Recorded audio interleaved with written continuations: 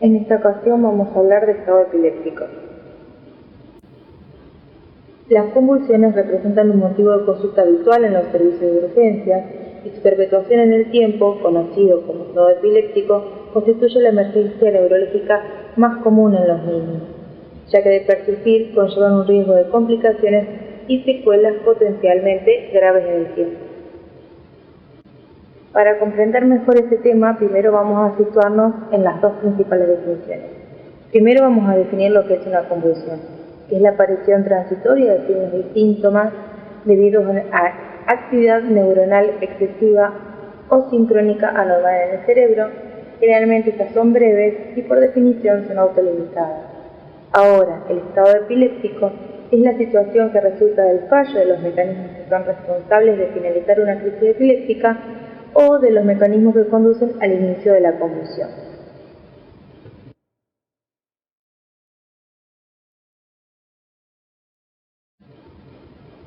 En el estado epiléptico vamos a tener dos tiempos bien marcados, el T1 o tiempo 1 y T2 o tiempo 2.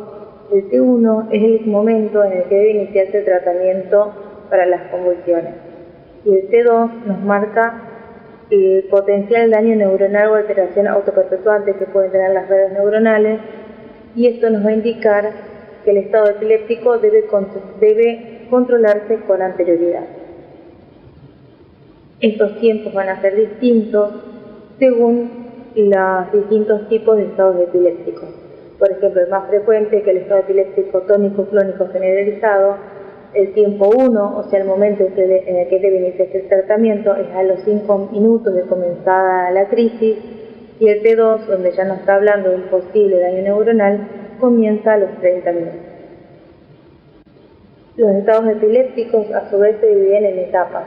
Tenemos la etapa precoz o estado epiléptico precoz, que comprende entre los 5 a 10 minutos, y el estado epiléptico establecido, que nos habla de un tiempo entre 10 a 30 minutos de haber comenzado las convulsiones, el estado epiléptico refractario, cuando vamos de 30 a 60 minutos, y el estado epiléptico maligno más allá de los 60 minutos. Dentro de los factores de riesgo predisponentes para presentar estado epiléptico, vamos a encontrarnos con la epilepsia preexistente, niños con etiologías sintomáticas remotas, con enfermedades neurológicas progresivas, alteraciones focales del electroencefalograma, convulsiones focales con generalización secundaria y la ocurrencia de estado epiléptico como primera convulsión. En este cuadro se nombra la clasificación de los estados epilépticos y sus consecuentes etiologías. Por ejemplo, tenemos la febril, que ocurre en un 22%. Por definición, si el estado epiléptico está provocado por una enfermedad febril, excluyendo lo que son las infecciones directas del sistema nervioso central. La principal causa son las infecciones respiratorias de la vía aérea alta, pero no hay que olvidarse de descartar otras infecciones. En segundo lugar, tenemos el estado epiléptico sintomático agudo, que representa un 26% del total. Este es el estado epiléptico que ocurre durante una enfermedad aguda que afecta al sistema nervioso central, por ejemplo, una encefalopatía aguda, y acá sí se incluyen las infecciones como meningitis y encefalitis, causas metabólicas como son la hipoglicemia, la hipocalcemia, la hipomagnesemia, los tóxicos, traumatismos y accidentes cerebrovasculares.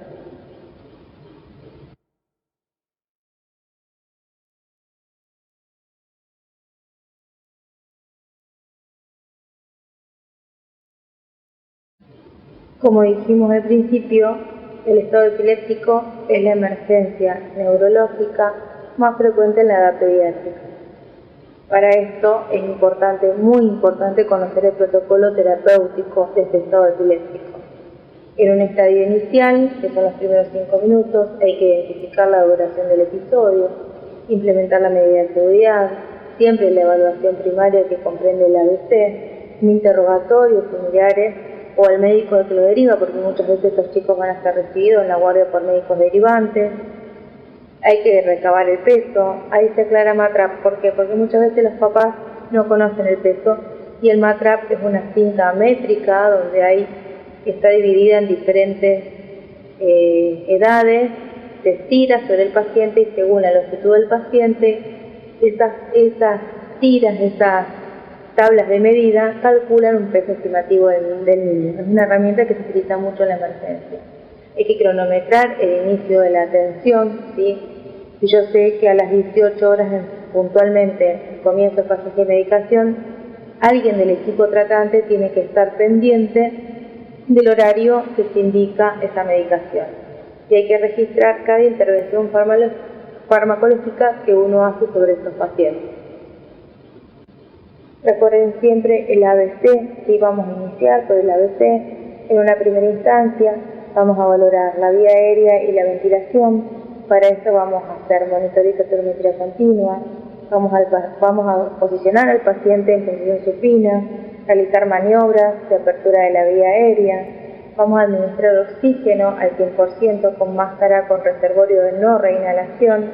Vamos a aspirar secreciones. Estos pacientes producen muchas secreciones, sí que pueden obstruir la vía aérea ya que el paciente tiene abolido el mecanismo de defensa de la vía aérea. Y preparar una bolsa máscara y materiales para vía aérea avanzada, ya que por consecuencia de un estado epiléptico muy prolongado, ¿sí? O a causa de un efecto adverso de la medicación que uno pueda administrar, el paciente puede hacer un paro respiratorio y necesitamos abordar la vía aérea. Seguimos con la circulación. Para eso vamos a hacer monitoreo cardíaco, vamos a evaluar el ritmo y la frecuencia cardíaca y vamos a tomar la tensión arterial. A su vez vamos a evaluar signos clínicos de hipoperfusión.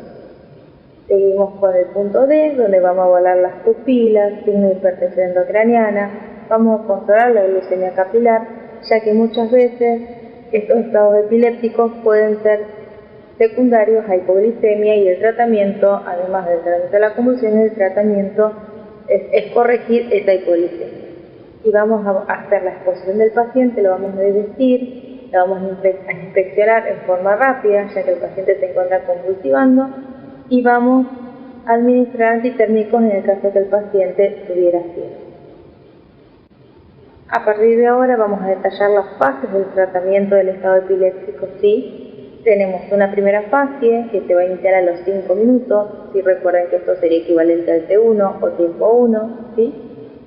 Acá el tratamiento puede ser en diferentes escenarios, ya sea en el ámbito extrahospitalario u hospitalario.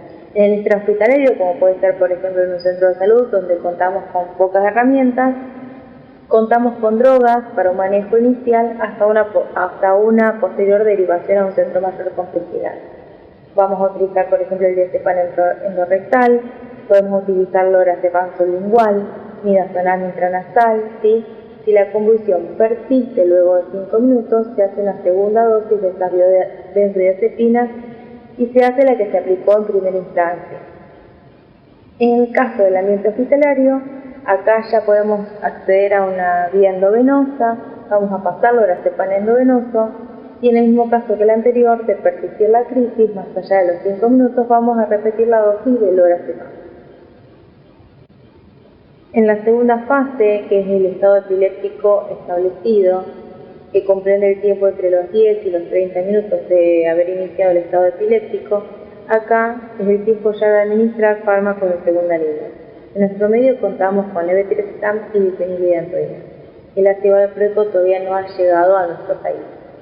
Acá es importante discriminar entre estado epiléptico febril y el estado epiléptico en un paciente con diagnóstico previo de epilepsia.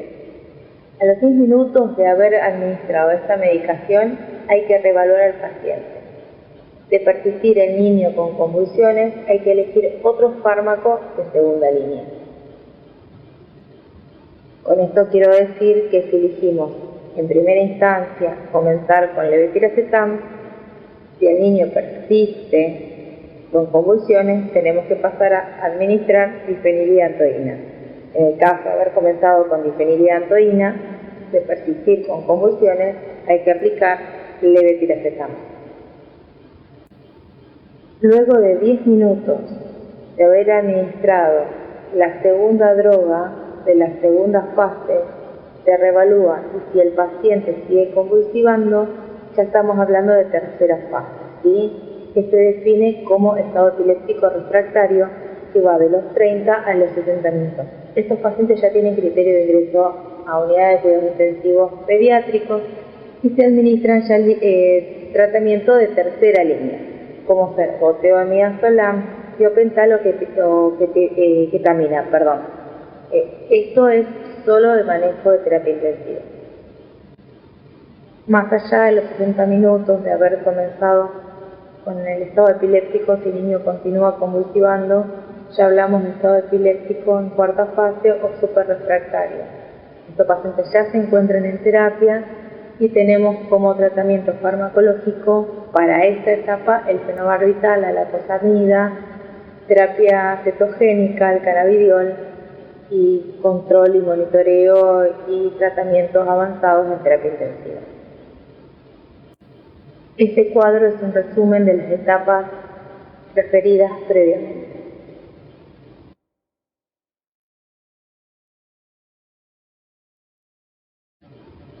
En este cuadro y en el siguiente van a ver las distintas drogas que se utilizan para el manejo del estado epiléptico en pediatría.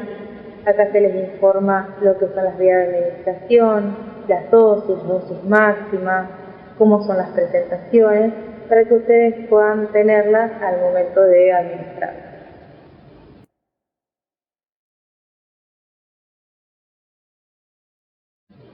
Y por último, hago una pequeña aclaración sobre el estado epiléptico febril. Acá, luego de realizar las 2 dosis de benzodiazepina, se decide iniciar la segunda etapa de tratamiento con fenobarbital. Es distinta al resto de los estados epilépticos. Y si la crisis persiste, ahí se debe comenzar con levetiracetam o con fenitoína o difenilidantoína.